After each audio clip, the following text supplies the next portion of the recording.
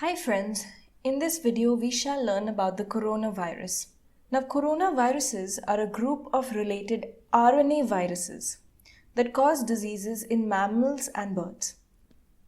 In humans, they affect the respiratory tract and lead to respiratory illnesses, whereas in other mammals it can cause diarrhea or even encephalomyelitis, which is the inflammation of the meninges and parenchyma of the brain. So now let us see the classification of this virus. What we need to note here is that it belongs to the order Nidovirales, suborder Coronidovirinae, family Coronaviridae, and subfamily Orthocoronavirinae. Now this Orthocoronavirinae is further divided into 4 genera, which is alpha, beta, gamma, and delta.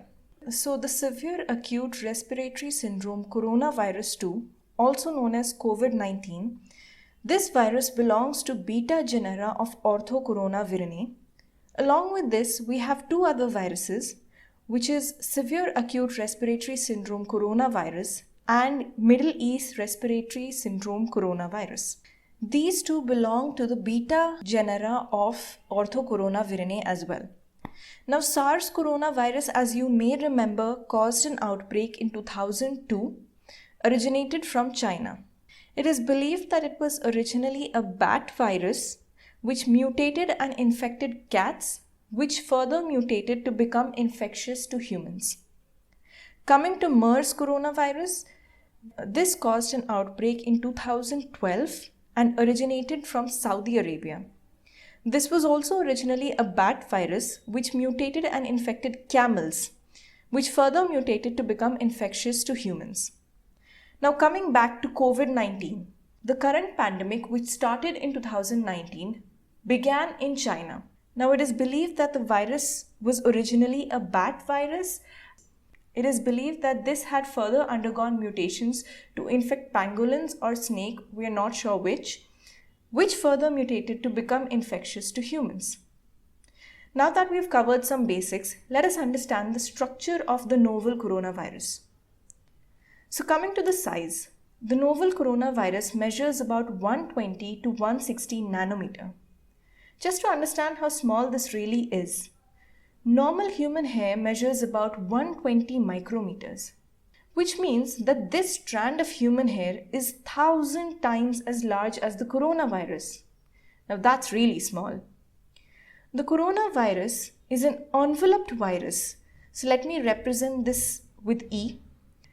It has a single-stranded, positive sense, unsegmented RNA as its genomic material.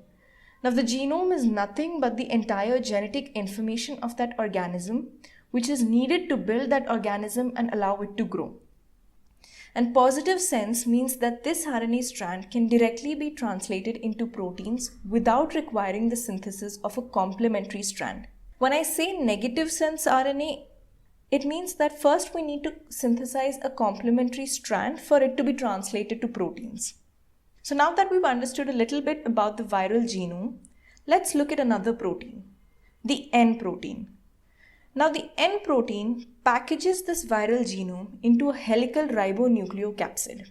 So the primary role of N protein is to package the viral genomic RNA to form helical RNP, which is ribonucleoprotein, that is incorporated into the newly formed virions. Now the next structural protein is the membrane protein. This is denoted as M. So this is a glycoprotein which traverses the membrane thrice. So 1, 2 and 3. Now its amino terminal is located extracellularly, whereas the carboxy terminal is present intracellularly. This plays an important role in the intracellular formation of virus particles by interacting with itself, with the N protein, with the E structural protein, and with the S protein during the assembly process.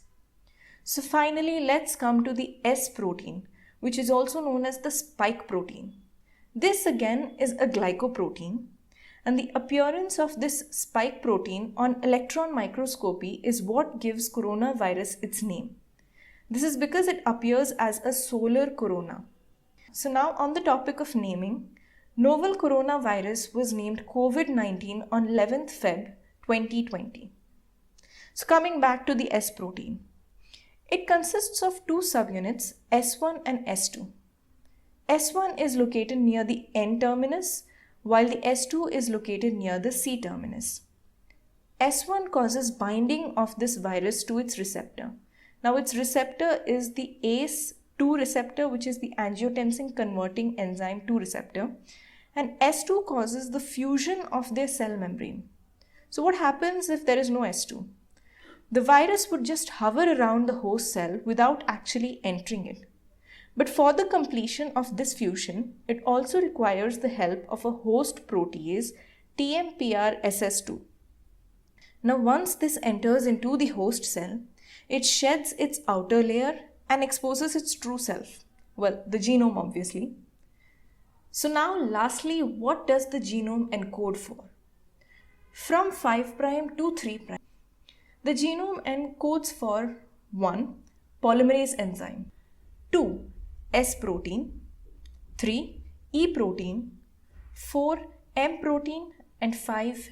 N protein in that particular order. So it's 5' to 3' Pol SEMN. Wow, now that was a lot. I hope you enjoyed and understood the lecture. If you did, please like, comment, share, and subscribe for more such videos. Thank you guys and stay safe.